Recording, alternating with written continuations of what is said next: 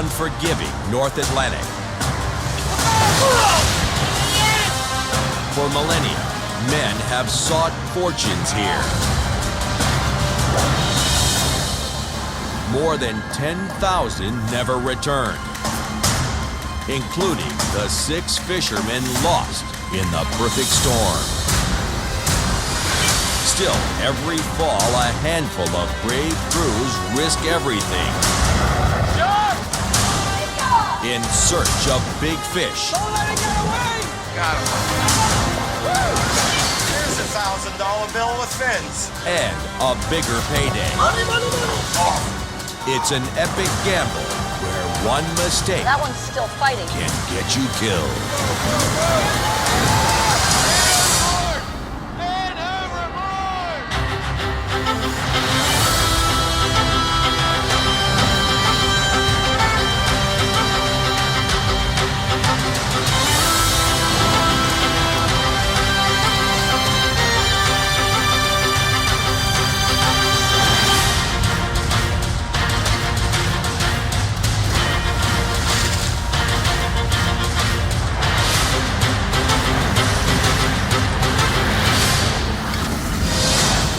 The season is rapidly coming to a close, and the money fish are migrating to the coastal waters. Fishing's not what I hoped it would be. Not empty hooks here. Supplies are running low. Swivel hooks, main line, snaps, all gone. Owners are taking matters into their own hands. I'm not looking to put anybody out of a job, but I'm looking to keep my boat running. And now, the season's most violent storm is bearing down on the fishing grounds. Better get your foul weather gear on. 110 miles off the coast of South Carolina is the little southern boat Big Eye.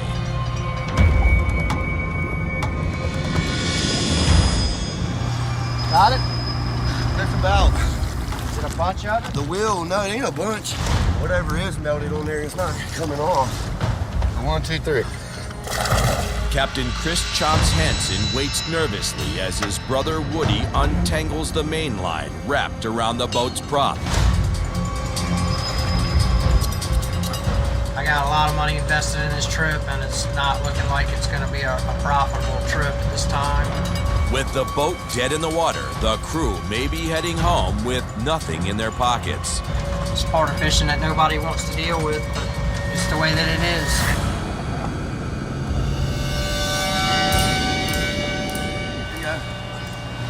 All clear, Woody? Yeah, most of it. The prop is free, but with Hurricane Ida bearing down, Chomps has to get the last of his gear out of the water. We're still seeing the wind down here off Florida. That thing is as big as the whole United States. Feel that wind starting to pick up, man. Imagine if it was rougher like that. The set comes up empty. The weather has blown the good water and fish away.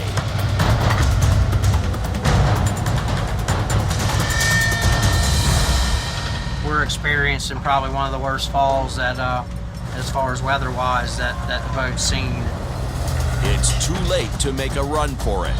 We're definitely in it now, so we're gonna ride it out and deal with it. We'll have to make sure our gear's tied down, everything's stowed away. Everything that can be tied down will be tied down in case we take a big wave, so we won't wash nothing off the boat. Make our expenses even higher. Put a lot of work into these gear, so we don't want to see it get trashed on deck here.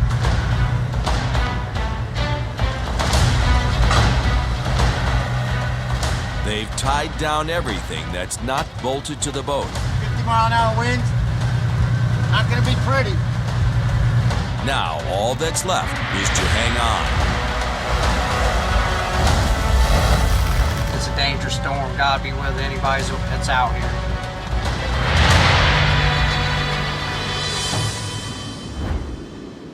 710 miles north is the Francis Anne. Weather's horrible this morning. The outer bands of Hurricane Ida are already hammering captain and owner Rick Mears. raining. It's almost 8 o'clock. It's not even daylight yet. No fish yet, but hopefully we're gonna start catching them here real quick, so shut up and fish. Desperate to land a huge trip, owner Rick took command and pushed Captain Slick aside. All got bills to pay, families to feed. Fingers crossed. 25 hooks in. Swordfish! Swordfish.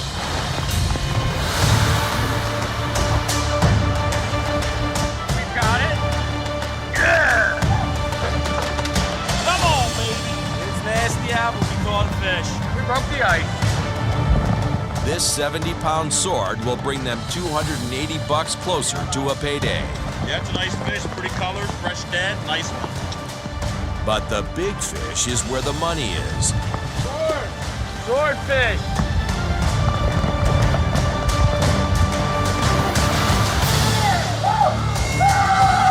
It's a sodfish. Second fish of the day. 80-pounder, $350 fish. It's a nice fish. You gotta keep catching them now. Makes the bad weather worth it. Keeps a smile on our face while we're getting our asses kicked. Pretty steady, slow and steady, wins the race.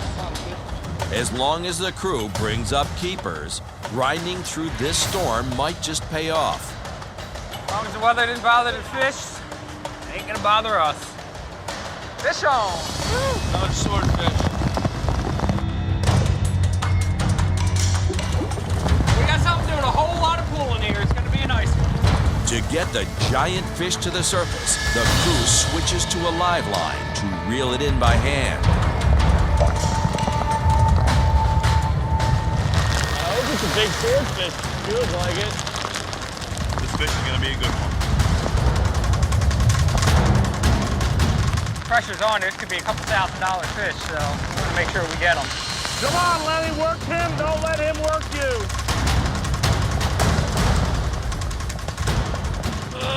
He wants to go. He wants to go. He's going, Rick. Guy's a fighter here.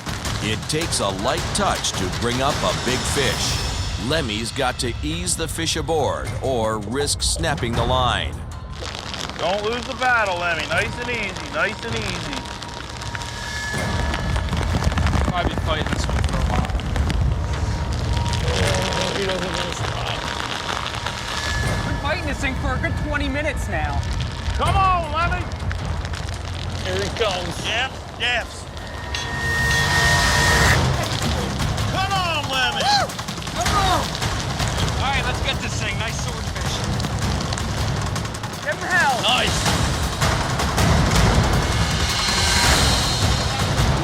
On the roll. There he is.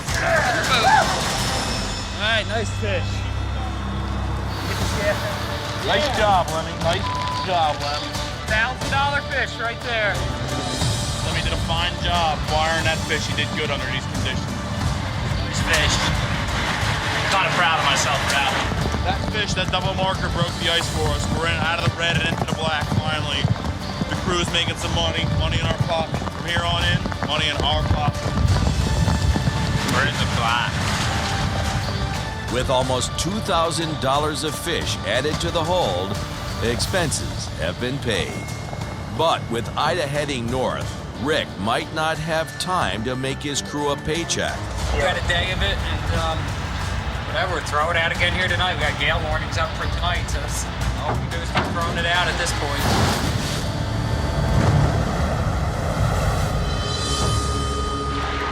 70 miles northeast, the Bjorn II's fishing in the same storm that's battering the Francis Anne.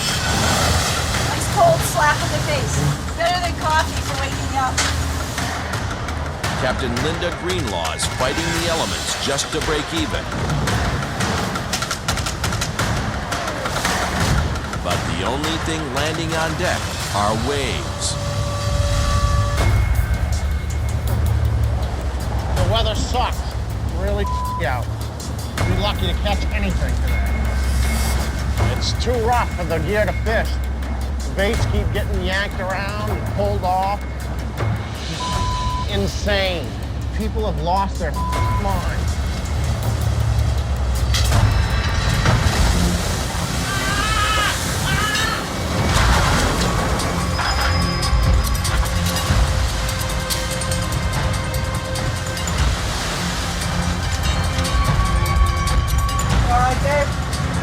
A 20-foot rogue wave broadsided the boat and took Dave's feet out from under him.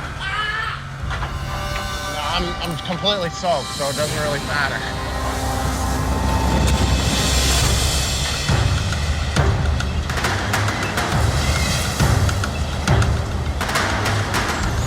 Big one coming.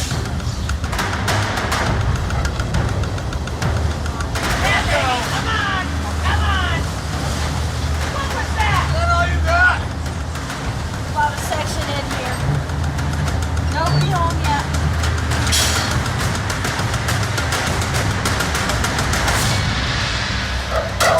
Ow! Okay. You all right?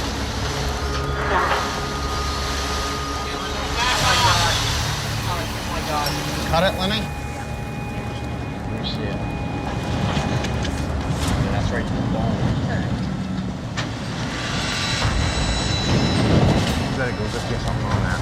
Like what? I don't know, part of your finger's missing. Linda unhooks snaps 1,000 times a day. But this time, a knot in the line broke her rhythm.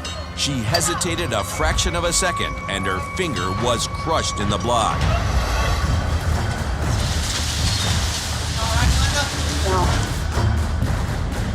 Ripped a big chunk right off the end of the finger, right? It's right to the bone. One more reason why we shouldn't be hauling in this. It's ridiculous. Coming up, the Bjorn II's Haul from Hell. Man overboard! Man overboard! And later, Hurricane Ida blows up. Wave threw me right up against the wall.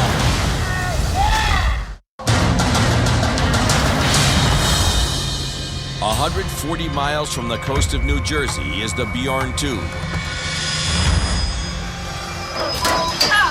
Captain Greenlaw tore off a piece of her finger in the hauling block.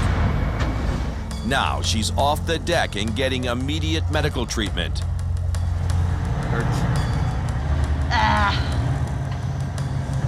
Let you pull off the Band-Aid and look at it.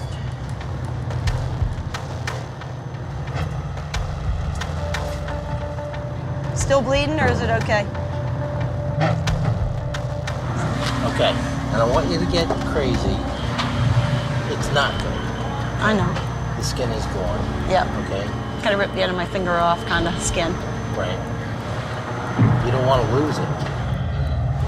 But the skin's not going to grow back. Archie stops the bleeding.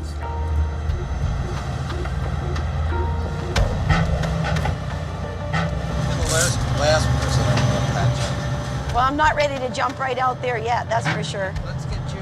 Hurts pretty bad. Just get I don't want to sound like a wuss. With Linda on the bench, the battered crew fights to stay in the game. Deckhand Harry has taken the hauler. Tim and Nate are working the rail. We're wet and miserable. And Dave's at the stern winding Dobbs. It's ridiculous. So far, the crew's taken everything the ocean can dish out. But in the North Atlantic, it can always get worse. Man overboard! Man overboard! In the end! Move in. Yes! Okay. Done! All right. We took that wave. I'm done. I'm done.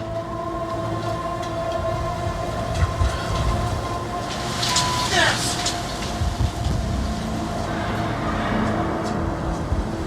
You washed it. What happened? I don't want to talk right now.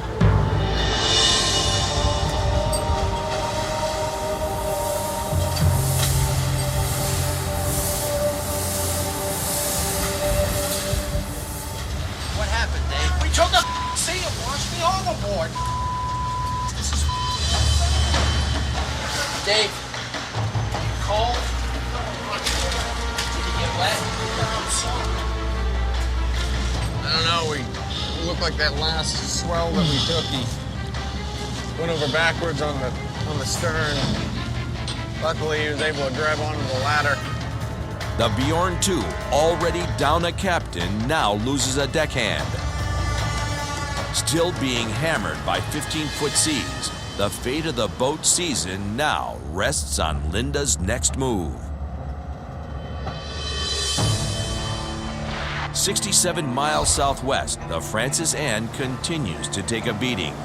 Today, our day went all right. I was kind of hoping that we would have had a few more fish, but what fish we had were nice. Captain Rick's covered expenses with today's haul, but the crew still has to make a paycheck. Otherwise, it was still a decent day. Probably $5,500 day. Still got quite a bit of room down the fish hold. And after 10 days at sea, the clock's ticking. Yeah, the bait supply's running low, and food supplies soon start running low, and everything else. Time to go home. Today's our last set, according to Rick. We're gonna go home tomorrow. I haven't really been catching much.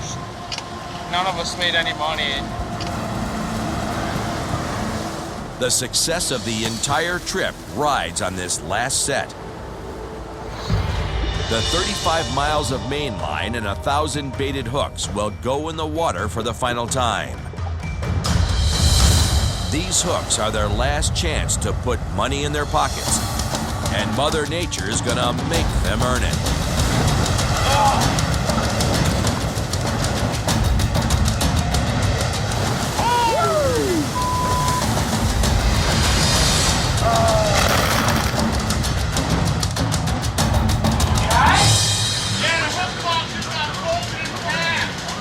That was a big wave.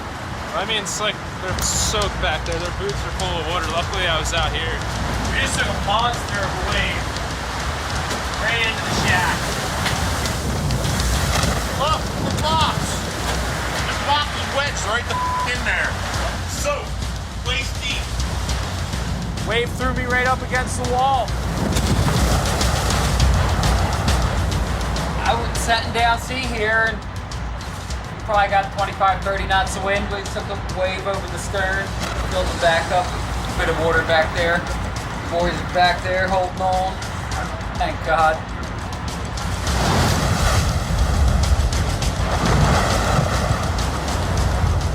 Come on.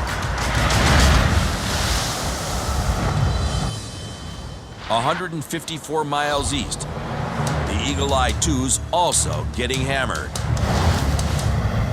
This storm has come around and is totally messed up my schedule. And the usually happy-go-lucky Captain Scotty Drabenowitz is on edge. Not looking good for tuna fish. Not looking good for swordfish on the bank. A little pessimistic. I'm usually hopeful. Having already lost a third of his gear in lobster traps, the coming storm may trash the fishing altogether. Mess the whole water up. Basically, I'm going to be starting at square one again. Committed to this fishing spot, Scotty's either got to batten down the hatches or take his chances. You can throw it.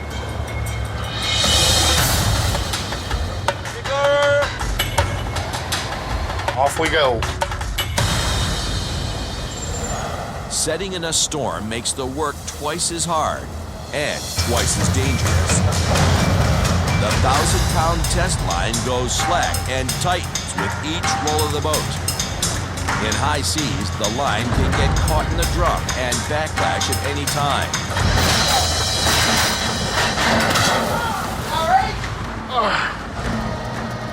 During a backlash, the line catches on the drum and is stretched to its breaking point. If it breaks, the line snaps back like a bullwhip loaded with razor-sharp hooks. Enemy backlash, you gotta move. You don't have one foot. Starts coming back the wrong way, it just snaps. Hook starts coming back at you and it snap in half, whip the face off you. It's just as dangerous up there for Scotty as it is down here. Like a couple years back, he got wrapped up in the main line up there by the spool. This machine is the one that's gonna really hurt you. Yeah, me up good. When I got wrapped up with it, the loop went around my neck and smashed me into the side of the drum and knocked me out cold for 10 minutes. So, yeah, we had to go in for that one. We had to go in for that one. Despite the danger, the crew's determined to get the gear in the water.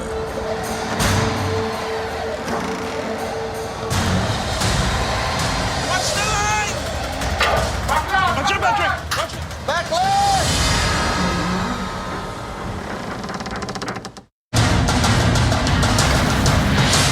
133 miles south of the Massachusetts coast is the Eagle Eye II.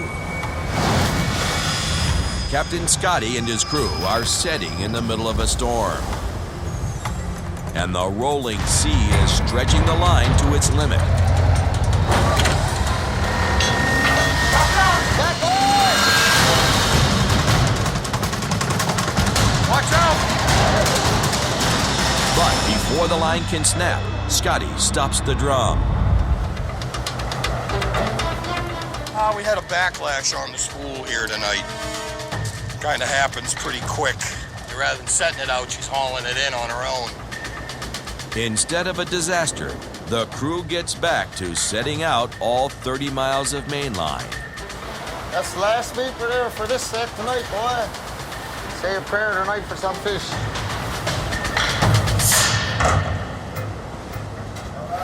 All done. There are no guarantees in fishing, and with the storm churning up the sea, Captain Scotty can only hope the fish stick around. We're kind of behind the 8 ball in this, but we'll be doing our best here to make the best of it. We just need the fish to cooperate.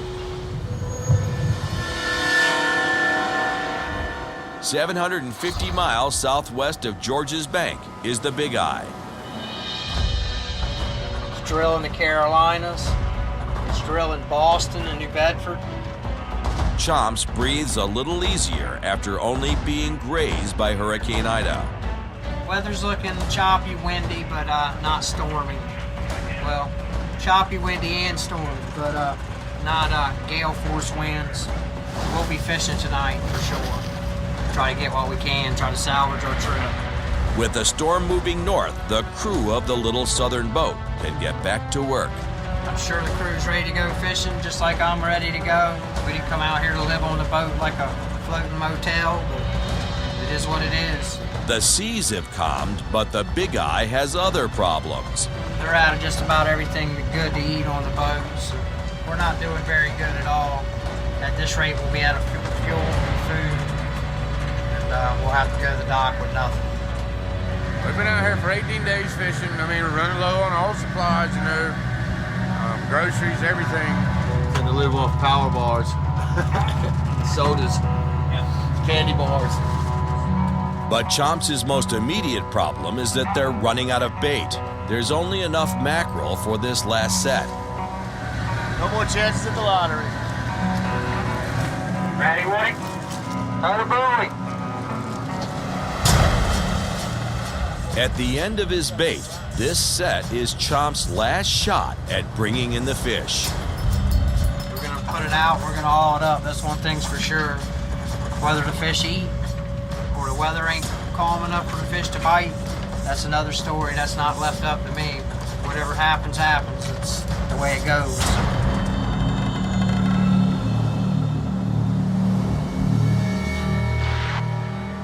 .690 miles north is the Bjorn II. Captain Greenlaw is reeling after the storm wreaked havoc on the boat and the crew. This weather and slow fishing has taken its toll on everybody, physically and emotionally. I mean, I know he's been pretty much on the verge of cracking for a while now, but I just thought, you know, he'll get over it. When I hear all this commotion on deck, I go out, he's literally screaming. I didn't think to look down, and then he screamed again, and I looked down, and there he was. And he's hanging on to the ladder. Finally, and then when he laid down on the deck after he came over, he was in a fetal position. You feel better, you can back up deck. I'm gonna watch and I'll be right by you. I've never seen Dave this bad. He seems worse now than I've ever seen him. To be honest with you, I think what the problem with Dave is right now is he's actually having some kind of little mental issue, and it could be serious. I don't know really what happened back there on the back deck, but he truly feels like he could have just lost his life and never see his daughter again.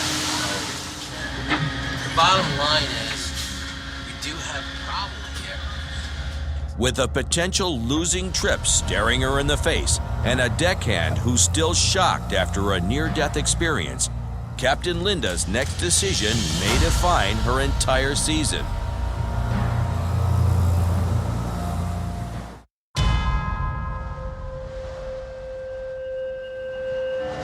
A 133 miles south of the Massachusetts coast is the Eagle Eye II. Today we just let the gear soak an extra hour here. Captain Scotty Drabinowitz is getting a late start on the haulback. Try something a little different here. Try to maximize our fishing time. Last night, Scotty feared the storm would scatter the fish, but he gambled and set his line. Beaver! This morning, if there are any fish in the water, Scotty's gonna make sure he gets them. We're in the same spot that we have been. The only thing I really did different is just, let it soak. Just trying to catch whatever we can put in the hold. Doesn't matter if it's an extra swordfish or extra big eye or extra yellowfin. We're just hoping to put something extra on the boat. Now he'll see if his gamble pays off.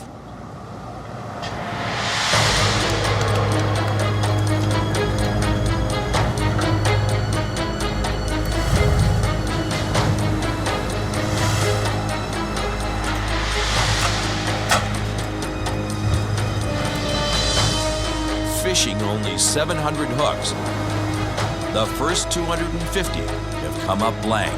We're certainly not getting a whole lot of fish here, so I don't know. Fishing-wise, we're not doing too sporty. I don't know if the fish just didn't chew or the fish are moving out of here. Got something here. Tuna!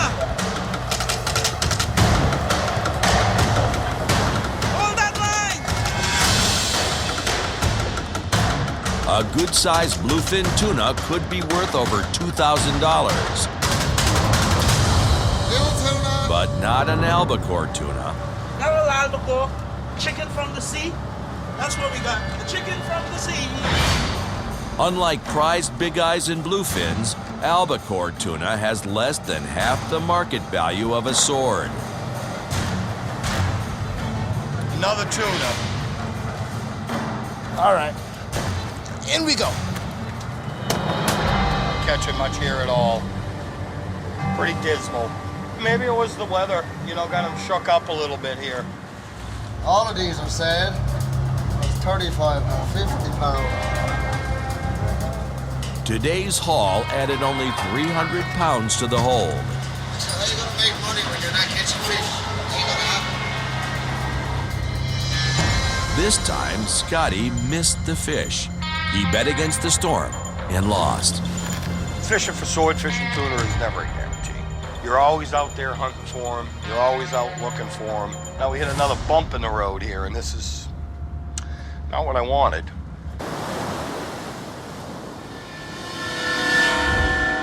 "760 miles southwest is the Big Eye. Cover a lot of miles, a lot of distance. Battle the current every day. Here we are. In the pre-dawn hours, Captain Chomps is starting his last haulback of the season. And I'm under the gun, lots of pressure on me. I either got to break bad or break down. So right now, we're gonna roll with it. Today's his last chance to bring in the swords. We're doing it. We're doing it. Get it done.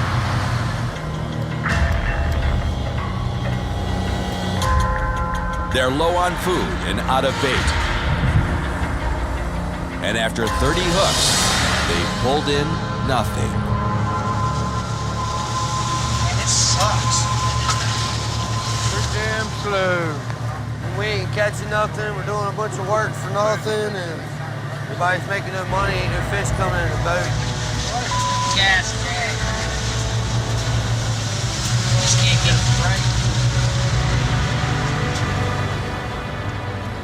With less than 5,000 pounds of fish on board, the crew ends another trip without a paycheck.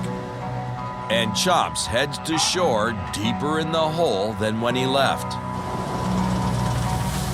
Very, very poor day. Our fishing's just, it's just not paid off for us. It's part of it. Hang on, come on, big Memphis, wake up! Come on! Hey. What are we doing here? You going in? What's happening? I ain't got enough bait. Yeah, well, if you want to get up with me, you need to just come right at me.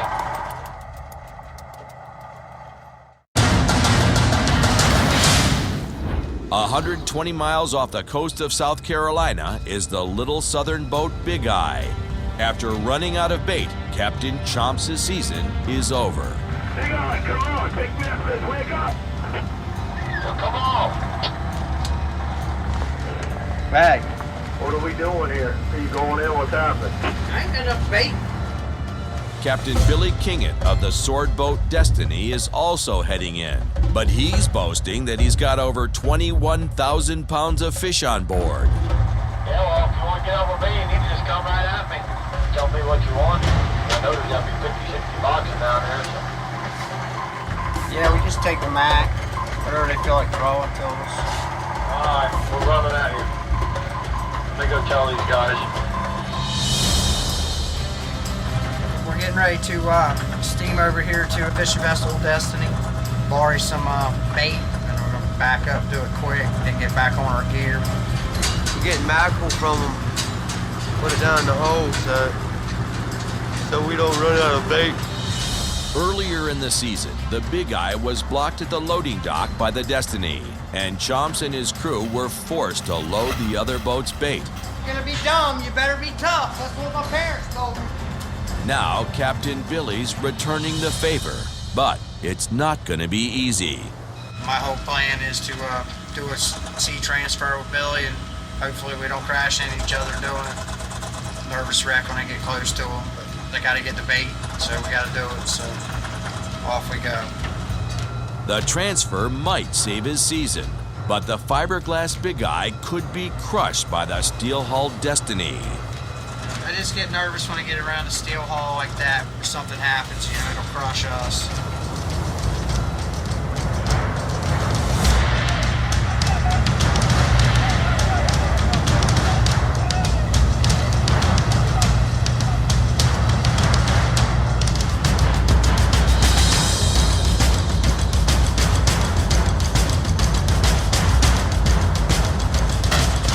It's not pretty, but it's the only way you can do it in the ocean. Most boats can't even do that. Thank God that Billy can drive his boat very well, and so can I. I can drive my boat really good. Yeah, we give the Big Eye 40 boxes of bait, 40 boxes of mackerel, so he's been having a tough grind there. Hopefully he can mix it up, you know, and get a little better fishing for the second half and pull the trip out. You need to stick it out, finish it, and get a trip. This is just the break Chomps needs. The supply drop gives him a few more days at sea and a much-needed second chance. Well, now that I got the bait, we're in the game right now. It's not over till it's over, you know. If we play our cards right, we can get a little bit of fish on and pull this trip out just yet.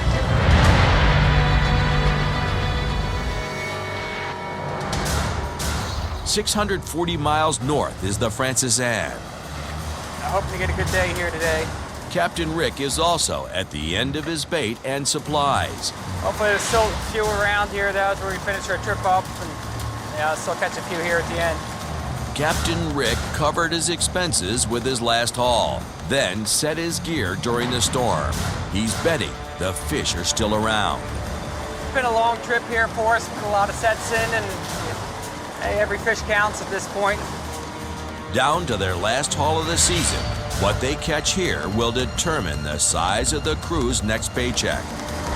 Crunch time.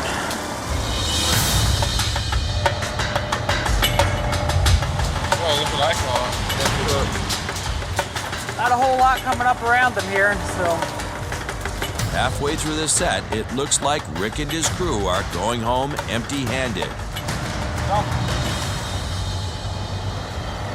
Fish on!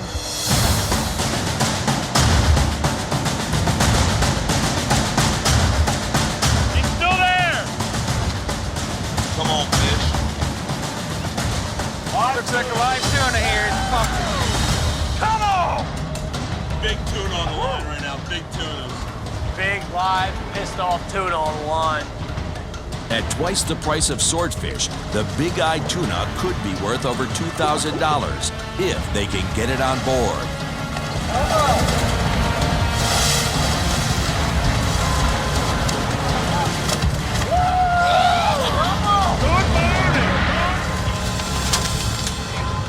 Come on! Good morning. That was awesome. Probably $2,000 fish. The tuna's a good start, but now they're down to the last 100 hooks of the season. All right, that's it, swordfish. Yeah!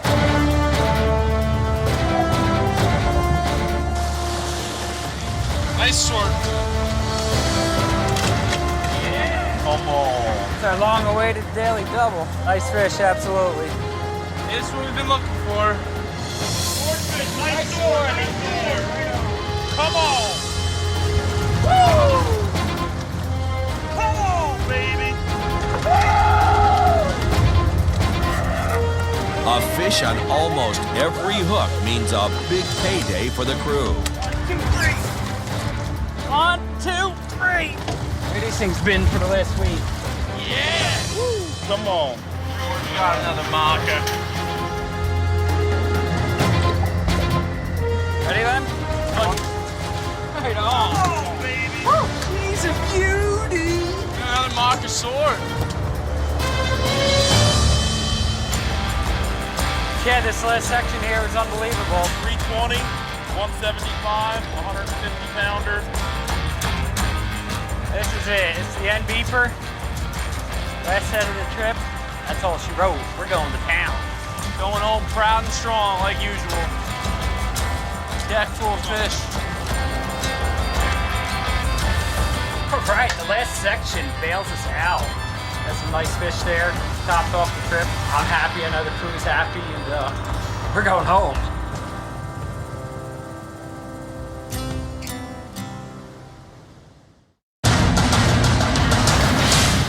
With just days left in the season, the Big Eyes back in the game with enough bait for 2 more sets. The Eagle-Eye II's trying to find the swords. The Francis Ann is heading home with over 14,000 pounds of fish in their hold. And the Bjorn II's just been through the haul from hell. I don't think any of us have ever worked quite this hard for so little. The seas have calmed, but Captain Greenlaw is still faced with one of the most difficult decisions of her career. It's agony. I mean, it's cold, it's rough, it's dangerous, and it's such an emotional drain to be at this point in the trip and really not catching much for fish. Lack of fish isn't Linda's biggest problem. It's her crew. I'm just worried about you, you know? Deckhand Dave Hiltz hasn't left his bunk since he went overboard 2 hours earlier. Man, overboard! Get me in! She's setting, plan on setting. Just talking about it. She's still... Yeah. But, you know, she's just trying to make a decision what to do, you know? She ain't gonna go in. She's got her finger half ripped off. She's gonna stay here until she gets the rest of it ripped off. Decisions here. Tough decisions here.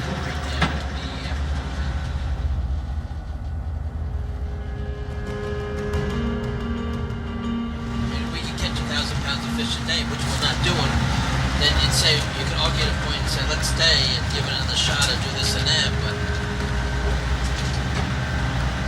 we have another little situation. I think at this point a little bit of a mental situation.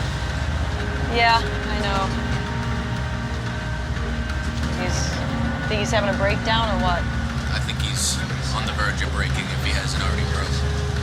you know, I realized that Dave's in pretty rough shape, but I didn't realize that he was that bad. I mean, you guys are the ones who were with him all day. I wasn't, you know, I was kind of laid up here, so. It's pretty bad. Everybody has their braking code. He's hit his.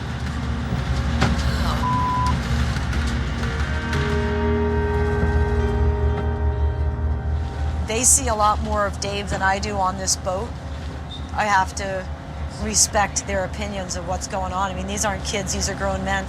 He weighs heavily, you know, he's my friend. Yeah, the guy's a wreck. I guess I owe it to him as his friend and his captain and the rest of the crew to get him ashore.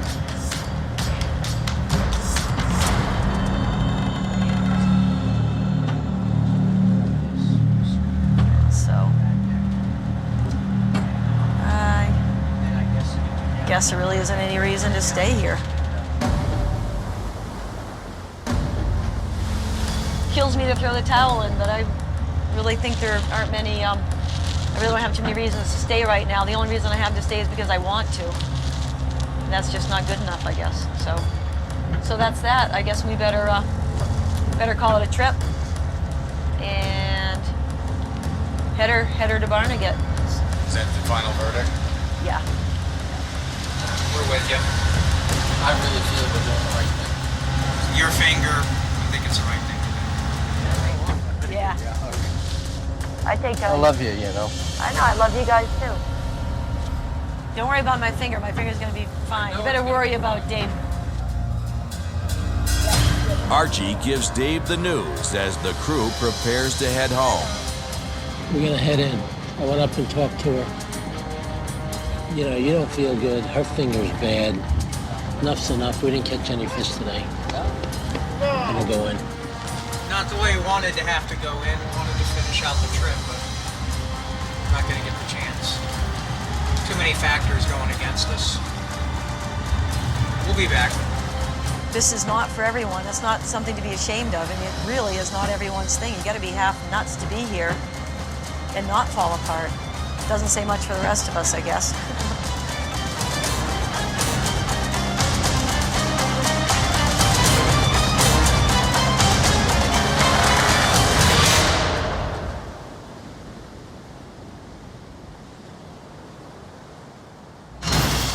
Next time on Swords. The season races to a climax. Some triumph.